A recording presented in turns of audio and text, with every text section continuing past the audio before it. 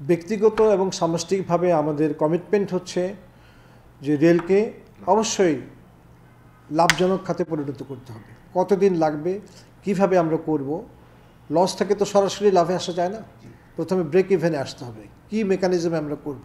আমার পছন্দের যাতায়াত মাধ্যম হচ্ছে রেল, এবং রেল যাতায়াত আরও নিরাপদ, আরও সুন্দর করার জন্য আমাদের কাজ করতে হবে।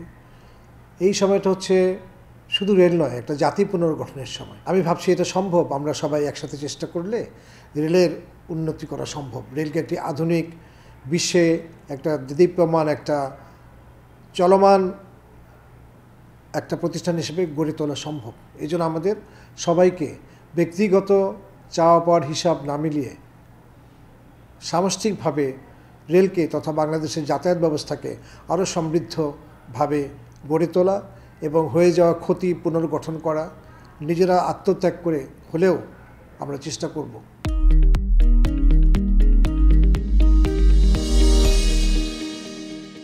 দুর্নীতি মুক্ত একটা বাংলাদেশ আমাদের সবারই স্বপ্ন। রেলের দুর্নীতি শনাক্ত করার জন্য আমাদের যদি বিশেষভাবে কোনো দায়িত্ব দেওয়া হয় তাহলে আমরা সেটা করব। আর যদি না দেওয়া হয় তাহলে আমাদের প্রায়োরিটির মধ্যে যে উন্নয়ন কর্মকাণ্ড করা, পুনর্গঠন কর্মকাণ্ড করা, এগুলো আমরা করে যাব। আর দুর্নীতির জন্য প্রচলিত যে আইন আছে সেই আইন তো স্থগিত হয়নি।